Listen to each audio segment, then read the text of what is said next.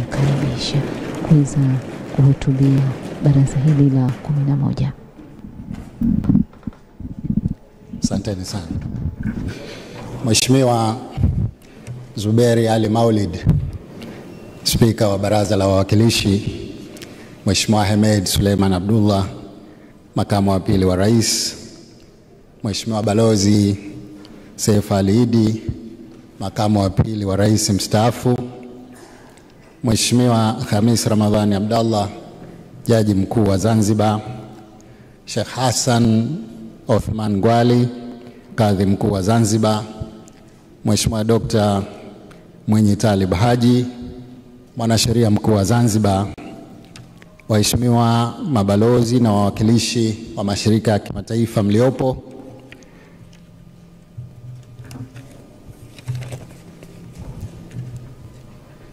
viongozi wakuu wastaafu mliopo, wenza wa viongozi wakuu wastaafu na walio madarakani, Mheshimiwa Naibu Katibu Mkuu wa Chama cha Mapinduzi, viongozi wa vyama vya siasa mliopo hapa, waheshimiwa wakuu wa mikoa, waheshimiwa wagombea wenzangu wa urais wa Zanzibar mliopo, mwenyekiti wa Tume ya Uchaguzi ya Zanzibar, mkurugenzi wa Tume ya Uchaguzi, wawakilishi wa mashirika ya kimataifa, viongozi wa dini na viongozi wa asasi za kiraia, makatibu wakuu, wakuu wa taasisi za serikali, wakuu wa vyombo vya ulinzi na usalama, waheshimiwa wajumbe wa Baraza la Wawakilishi, mabibi na mabwana, assalamu alaikum.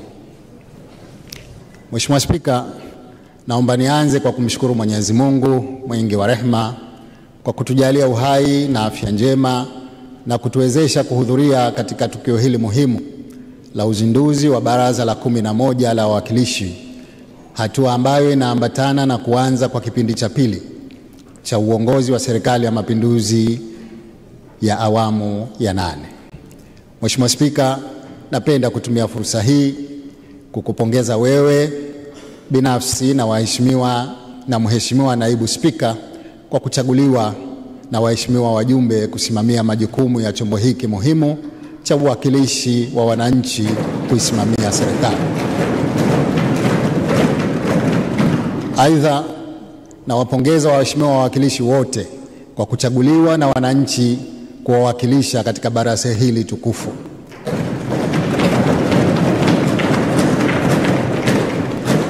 Kwa hakika kuchaguliwa kwenu au kuchaguliwa kwetu sote kwa kura nyingi ni ishara ya matumaini makubwa walionayo kwetu wananchi wa Zanzibar. Kwa mnasaba huo, tuna wajibu wa kufanya kazi zetu kwa uadilifu na uaminifu kwa kuzingatia matarajio hayo ya wananchi ya kuwaletea maendeleo na kuzipatia ufumbuzi changamoto zao. Naahidi kukupeni ushirikiano ili kuhakikisha tunatimiza ahadi zetu na kuleta maendeleo makubwa kwa nchi yetu.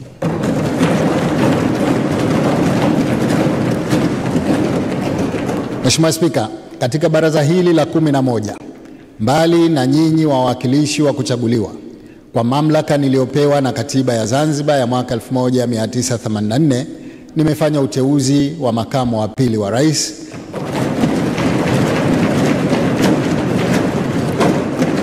ambaye anakuwa ni kiongozi wa shughuli za serikali katika Baraza la Wawakilishi.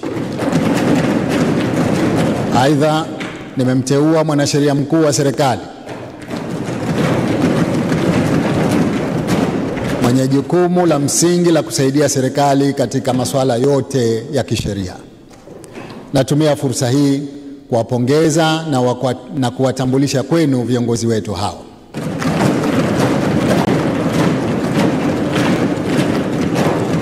Ni matumaini yangu kuwa mtawapa ushirikiano wa kutosha ili kuwawezesha kutekeleza majukumu yao kwa ufanisi.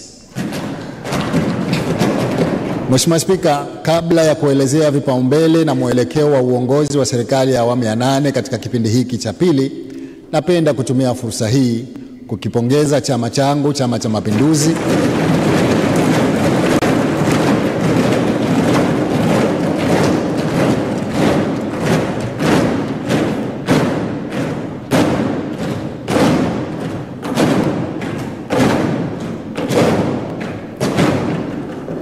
kwa kupata ushindi mkubwa wa asilimia 74.8 kwa nafasi ya urais wa Zanzibar, asilimia 80 ya majimbo kwa nafasi ya ujumbe wa Baraza la Wawakilishi na asilimia 86.4 kwa nafasi za udiwani katika uchaguzi mkuu uliofanyika tarehe 29 Oktoba 2025. Kwa upande wa pili wa Jamhuri ya Muungano wa Tanzania, nampongeza kwa dhati Mheshimiwa Dr. Samia Suluhu Hassan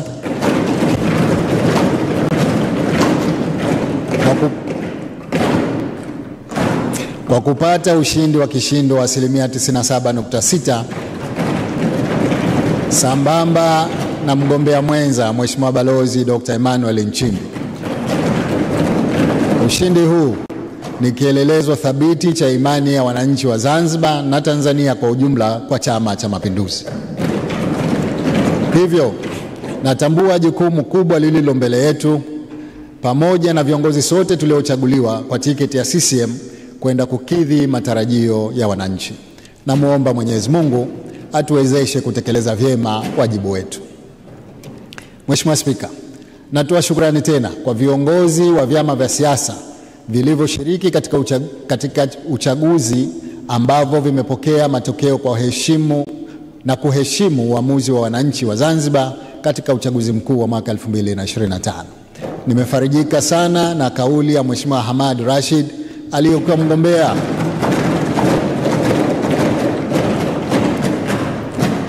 mgombea wa nafasi ya urais wa tiketi ya chama cha ADC kwa niaba ya wagombea wengine wa vyama vya siasa aliyoitoa katika ukumbi wa afisi ya tume baada ya kutangazwa kwa matokeo rais ya kuwa tayari kushirikiana na chama tawala na kuweka mbele maslahi ya nchi yetu.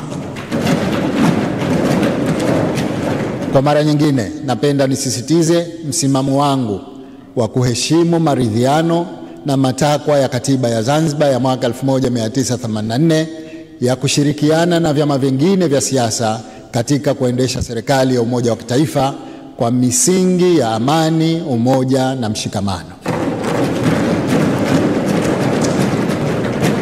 Niko tayari kuyatekeleza maridhiano na kuunda serikali ya umoja wa kitaifa kwa mujibu wa katiba ya Zanzibar. Mheshimiwa Spika, kwa namna ya kipekee napenda kuishukuru tena na kuipongeza Tume ya Uchaguzi wa Zanzibar kwa kutekeleza kwa mafanikio makubwa majukumu yake ya kikatiba ya kuendesha uchaguzi kwa uhuru na haki. Aidha, nawashukuru waangalizi wa ndani na wa kimataifa kwa kushiriki na kutoa maoni yao kuhusiana na namna uchaguzi ulivyoendeshwa kwa misingi ya sheria. Tutazingatia maoni yao iwapo kuna mapungufu walioyabaini ili kuzidi kuimarisha zoezi hili kwa ufanisi zaidi. Natumia fursa hii kuwashukuru sana wananchi kwa kujitokeza kwa wingi na kutumia haki yao ya kikatiba ya kupiga kura kwa amani na utulivu. Uchaguzi wa mwaka huu umeweka historia ya kuwa umefanyika kwa amani na utulivu mkubwa.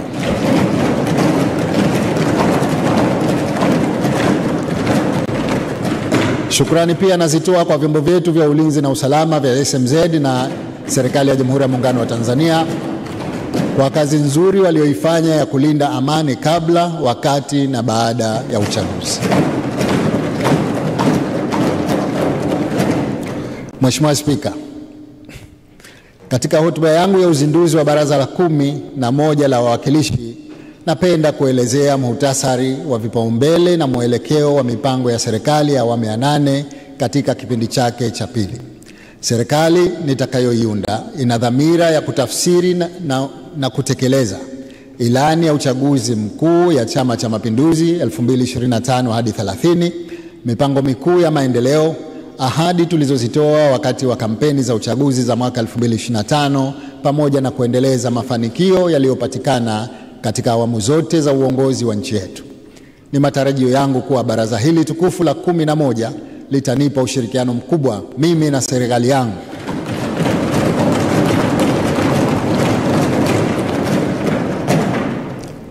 katika kufanikisha jukumu letu la kuwaletea maendeleo wananchi wa Zanzibar kwa mafanikio zaidi.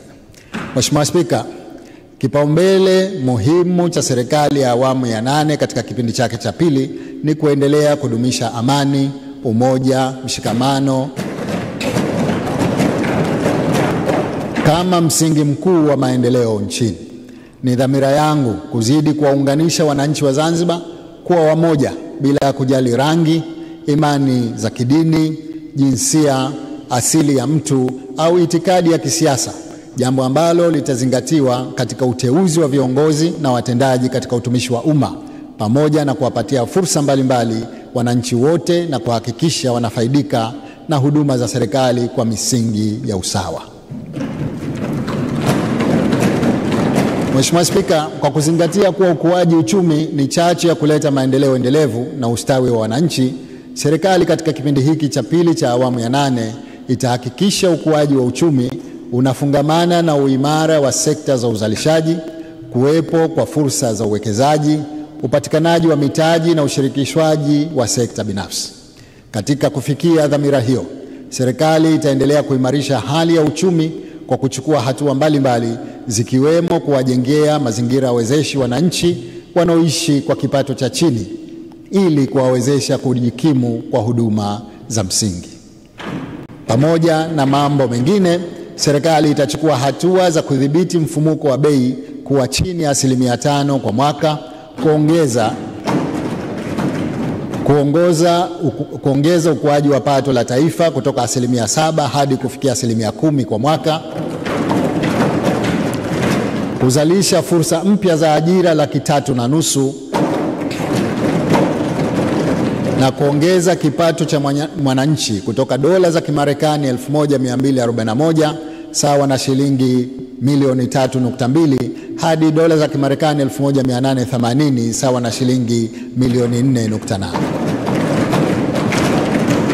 Mheshimiwa Spika, serikali itaongeza usimamizi wa sera za uchumi, fedha na mapato kwa kuimarisha mifumo ya kifedha na upatikanaji wa mitaji ili kuimarisha uwekezaji na kuongeza ukusanyaji wa mapato ya serikali. Tutafanya mapitio ya sera na sheria zinazosimamia fedha ili kuboresha huduma za fedha.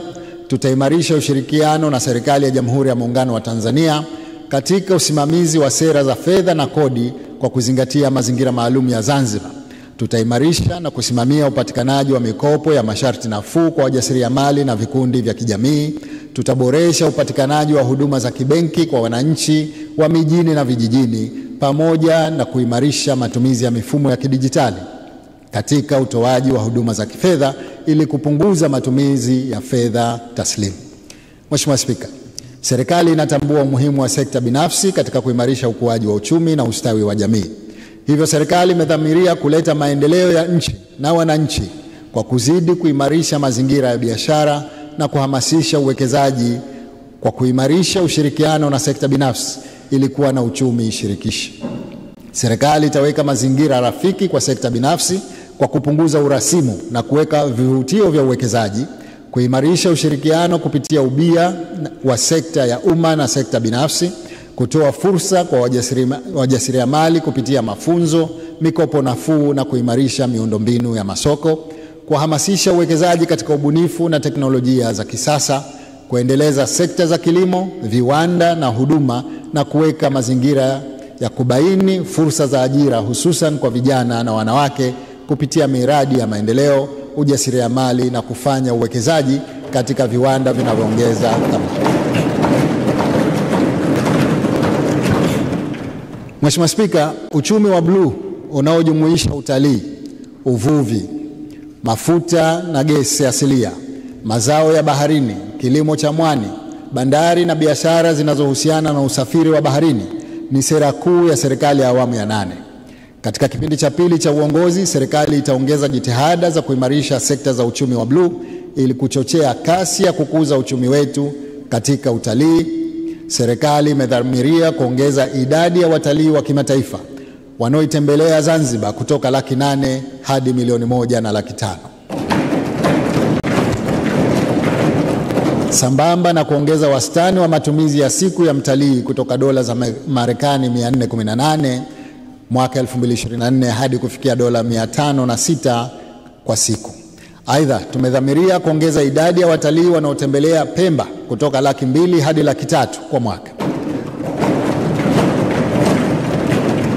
Aidha, tutaimarisha utalii wa mikutano ya kitaifa, kikanda na kimataifa, matamasha, utalii wa matibabu, maonyesho na michezo.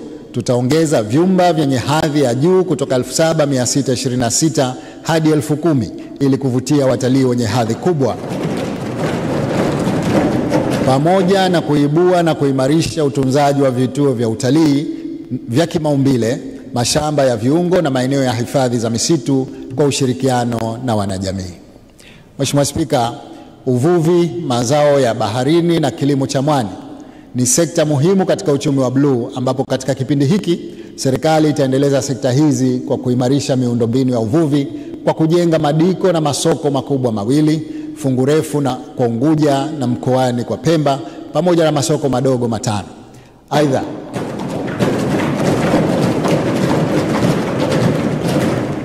Aidha, tutajenga bandari kubwa 2 za uvuvi, eneo la Ngalawa kwa Unguja na Shumba mjini kwa Pemba. Pia tutajenga viwanda vya kuchakata samaki na kununua meli kubwa za uvuvi. Kwa upande wa mazao ya bahari, tutawakuza wafugaji wa mazao ya bahari wakiwemo wafugaji wa samaki, matango bahari na kaa kwa kuwezesha kufuga kibiashara, na pia tutajenga mabwawa ya ufugaji wa samaki na vizimba vya kufugia samaki baharini. Katika kilimo cha mwani, tutaongeza uzalishaji wa mwani mkavu kutoka tani 17,715 mwaka 2024 hadi kufikia tani 40,000 kufikia mwaka 2030, pamoja na kuanzisha vituo saidizi vya kusarifu mwani ili kuongeza ubora na thamani ya bidhaa zinazozalishwa kutokana na mwani. Aidha, tutatafuta fursa zaidi za masoko ya mwani na bidhaa zake ili kuwapa tija zaidi na faida wakulima wa mwani. Mheshimiwa Spika, kuhusu sekta ya mafuta na gesi asilia, jitihada zilizofanyika za kuimarisha sekta hizi zimeanza kupata mafanikio. Tayari serikali ilishatangaza vitalu 10 vya mafuta na gesi asilia, vikiwemo 8 vya baharini na 2 vya nchi kavu kwa wawekezaji wa utafutaji wa rasilimali hizo. Aidha, serikali imekamilisha marekebisho ya modeli ya mkataba wa mgawanyo wa mapato ya uzalishaji kwa lengo la kuwavutia wawekezaji na kulinda maslahi ya nchi yetu. Katika kipindi hiki tunalenga, pamoja na mambo mengine, kuendeleza utafiti wa uchimbaji wa mafuta na gesi asilia, kuendelea kutangaza na kugawa vitalu vipya kwa wawekezaji wa mafuta na gesi asilia, na kujenga kituo cha kudumu cha kuhifadhi taarifa za sampuli za mafuta na gesi asilia. Mheshimiwa Spika, bandari na usafiri wa bahari vina umuhimu mkubwa kwa nchi za visiwa kama ilivyo Zanzibar. Katika kipindi hiki tutaendeleza ujenzi wa bandari jumuishi ya Mangapwani inayojumuisha bandari za mizigo, uhifadhi wa makontena, uhifadhi wa mafuta na gesi, pamoja na uhifadhi wa nafaka. Aidha, tutajenga bandari za kisasa za abiria, Mpigaduri na Kizimkazi kwa Unguja na Shumba na Wete kwa Pemba, pamoja na kuimarisha bandari ya Malindi kwa ajili ya huduma za utalii. Katika kuimarisha usafiri wa bahari, serikali imeingia mkataba wa ujenzi wa boti 2 za kisasa za mwendo kasi zitakazofanya safari za kusafirisha abiria katika bandari za Unguja, Pemba, Tanga na Dar es Salaam.